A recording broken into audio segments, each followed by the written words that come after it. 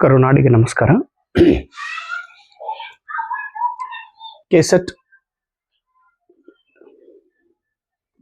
2026 11 October 2026 KSET ಪರೀಕ್ಷೆ ನಡೆಯಲಿದೆ. ಈ ಪರೀಕ್ಷೆಗೋಸ್ಕರ ನಾವು ಇದನ್ನ ಪ್ರಾರಂಭ ಮಾಡಿದ್ದೇವೆ. ಪೇಪರ್ 1 ನಲ್ಲಿ 2ನೇ ಟಾಪಿಕ್ ರಿಸರ್ಚ್ ಆಪ್ಟಿಟ್ಯೂಡ್. ಇದರಲ್ಲಿ ಬರುವ ಪ್ರಮುಖ 100 ಇಂಪಾರ್ಟೆಂಟ್ ಕಾನ್ಸೆಪ್ಟ್ಗಳ ಬಗ್ಗೆ ನಾವು ಚರ್ಚೆ ಮಾಡುತ್ತಿದ್ದೇವೆ. ಇಲ್ಲಿವರೆಗೆ 31 ಕಾನ್ಸೆಪ್ಟ್ ಮುಗಿದಿದೆ. ಈಗ 32ನೇ ಕಾನ್ಸೆಪ್ಟ್ ಅನ್ನ ನೋಡೋಣ. 31 ಕಂಪ್ಲೀಟ್ ಆಗಿದೆ. ಇವ್ಯಾಲ್ಯೂಯೇಷನ್ ರಿಸರ್ಚ್, ಮೌಲ್ಯಮಾಪನ ಸಂಶೋಧನೆ. ಅಸೆಸಿಂಗ್ ಪ್ರೋಗ್ರಾಮ್ಸ್ ಆರ್ ಇಂಟರ್ವೆನ್ಷನ್ಸ್, ಕಾರ್ಯಕ್ರಮಗಳನ್ನ ಅಥವಾ ಇಂಟರ್ವೆನ್ಷನ್ಸ್ ಇವುಗಳ ಅಕ್ಸೆಸಿಂಗ್ ಮಾಡುವ ಪದ್ಧತಿಗೆ ಇವ್ಯಾಲ್ಯೂಯೇಷನ್ ರಿಸರ್ಚ್ ಎಂದು ಕರೆಯುತ್ತಾರೆ. ಅಕ್ಸೆಸ್ ಮಾಡೋದು, ಅವುಗಳ ಮೌಲ್ಯಮಾಪನ ಮಾಡೋದು, ಕಾರ್ಯಕ್ರಮಗಳ ಮೌಲ್ಯಮಾಪನ ಮಾಡುವ ಒಂದು ಸಂಶೋಧನೆಗೆ ಇವ್ಯಾಲ್ಯೂಯೇಷನ್ ರಿಸರ್ಚ್ ಎಂದು ಕರೆಯುತ್ತಾರೆ. ಎಪಿಸ್ಟೆಮೊಲಾಜಿಕಲ್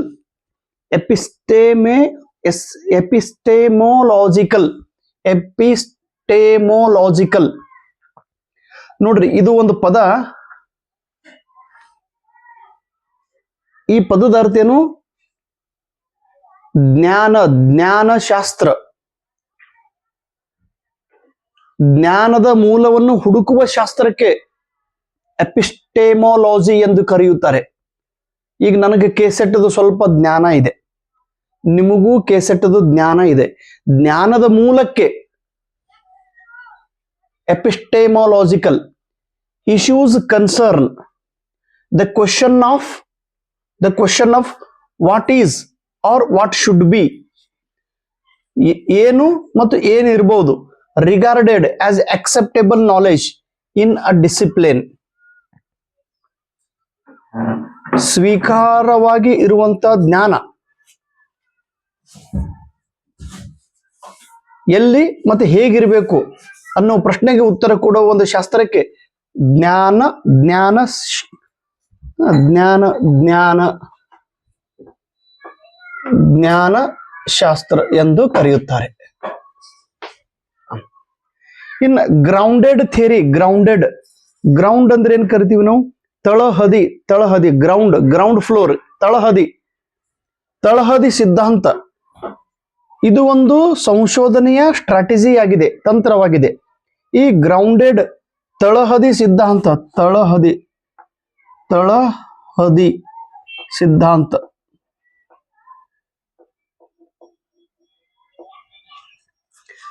ಇದು ಜನರೇಟ್ ಥಿಯರಿ ಫ್ರಮ್ ಡಾಟಾ, ದತ್ತಾಂಶಗಳಿಂದ ಸಿದ್ಧಾಂತವನ್ನು ನಿರ್ಮಾಣ ಮಾಡುತ್ತದೆ. It adapt inductive approach.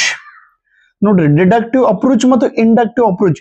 ಇದು ಇಂಡಕ್ಟಿವ್ ಅಪ್ರೋಚ್ ಅನ್ನ ಸ್ವೀಕಾರ ಮಾಡುತ್ತದೆ.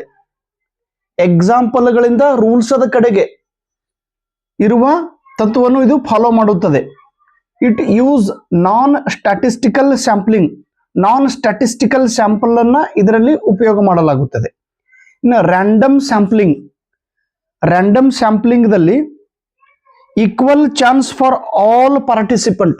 ಇದರಲ್ಲಿ ಭಾಗವಹಿಸಿದ ಎಲ್ಲಾ ಪಾರ್ಟಿಸಿಪೆಂಟ್ಗಳನ್ನು ಸಮಾನವಾಗಿ ಆಯ್ಕೆಯಾಗುವ ಸಂಭವ ಇರುತ್ತದೆ. ಸಿಸ್ಟಮೆಟಿಕ್, ವ್ಯವಸ್ಥಿತವಾದಂತ ನಮೂನೆ ಸ್ಯಾಂಪ್ಲಿಂಗ್. ಸಿಲೆಕ್ಟಿಂಗ್ ಎವ್ರಿ 9th ಇಂಡಿವಿಜುವಲ್, ಅಂದ್ರೆ ಪ್ರತಿಯೊಂದು ನಿರ್ದಿಷ್ಟ ಕ್ರಮಾಂಕದಲ್ಲಿ ಅದನ್ನ ಉಪಯೋಗ ಮಾಡಲು ಅಥವಾ ಸೆಲೆಕ್ಟ್ ಮಾಡಲು ಬರುತ್ತದೆ. ಈಗ 9th ವಿದ್ಯಾರ್ಥಿ ಸೆಲೆಕ್ಟ್ ಮಾಡೋದು.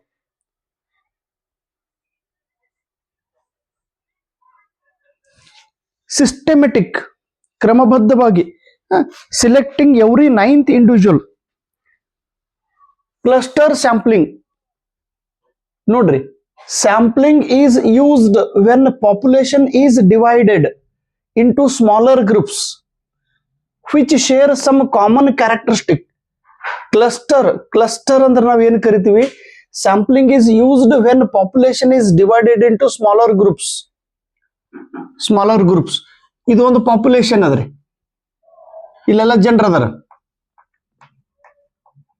ಇವರ ಒಂದು ಗುಂಪು. Sampling is used when population is divided into smaller groups which share some common characteristic.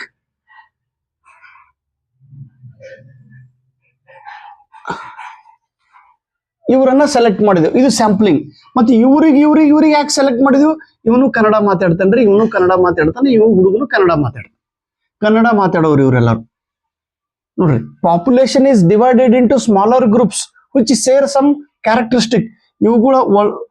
ಇವುಗಳ ಈ ಸ್ಯಾಂಪಲದಲ್ಲಿ ಭಾಗಿಯಾಗಿರುವಂತ ಘಟಕಗಳು ಒಂದೇ ಆಗಿ ಇರಬೇಕು. ಇವು ಮರಾಠಿ ಮಾತಾಡ್ತಾನೆ, ತೆಲುಗು ಮಾತಾಡ್ತಾನ್ರಿ, ಇವ್ ತಮಿಳು ಮಾತಾಡ್ತಾನೆ, ಇಂಗ್ಲಿಷ್ ಮಾತಾಡ್ತಾನೆ. ಇದ್ರೊಳಗೆ ಕನ್ನಡ ಮಾತಾಡೋರು ಯಾರು? Cluster. In stratified sampling, dividing population into such groups that are individually more homogeneous. Sampling is divided when population is divided into smaller groups which share some common characteristic. Stratified, dividing population into subgroups that are individually more homogeneous than the population and sampling each of them. Stratified ಸಮಾಜದ ಒಂದು ಘಟಕ, ಅದಕ್ಕೆ stratified sampling ಎಂದು ಕರೆಯುತ್ತಾರೆ. ಸಬ್ group. Types of ಎಥ್ನೋಗ್ರಫಿ, ಜನಾಂಗೀಯ ಶಾಸ್ತ್ರ, ಆದಿವಾಸಿ ಜನರು, ಬುಡಕಟ್ಟು ಜನರ ನಡವಳಿಕೆ, ಭಾಷೆ, ಪರಂಪರೆ ಇವುಗಳ ಬಗ್ಗೆ ಅಭ್ಯಾಸ ಮಾಡುವ ಸಲುವಾಗಿ ಆ ಜನರ ಸ್ವಭಾವ ಹೇಗಿದೆ, ಅವರ ಸಂಸ್ಕೃತಿ ಹೇಗಿದೆ, ಅವರ ಭಾಷೆ ಹೇಗಿದೆ, ಅವರ ಹಬ್ಬ ಆಚರಣೆ ಹೇಗಿದೆ ಅನ್ನುವುದನ್ನ ಆ ಜನರ ಕುರಿತು ಅಭ್ಯಾಸ ಮಾಡುವ ಒಂದು ಶಾಸ್ತ್ರಕ್ಕೆ ಎಥ್ನೋಗ್ರಫಿ ಎಂದು ಕರೆಯುತ್ತಾರೆ. ಇನ್ನು ಎಥ್ನೋಗ್ರಫಿದೊಳಗೆ ಮತ್ತೆ ಪ್ರಕಾರ ಅದಾವ್ರಿ. Classical ಎಥ್ನೋಗ್ರಫಿ, post modern ಎಥ್ನೋಗ್ರಫಿ, private ಎಥ್ನೋಗ್ರಫಿ, expressive ಎಥ್ನೋಗ್ರಫಿ. Classical ಪಾರಂಪರಿಕ, ಪೋಸ್ಟ್ ಮಾಡರ್ನ್ ಈಗ ಆಧುನಿಕ, ಪ್ರೈವೇಟ್ ಪ್ರೈವೇಟ್ ಅಂದ್ರೆ ನಾವು ಖಾಸಗಿ ಜನಾಂಗ ಶಾಸ್ತ್ರ, ಎಕ್ಸ್ಪ್ರೆಸಿವ್ ವ್ಯಕ್ತಪಡಿಸುವ ಜನಾಂಗ ಶಾಸ್ತ್ರ. ಧನ್ಯವಾದಗಳು.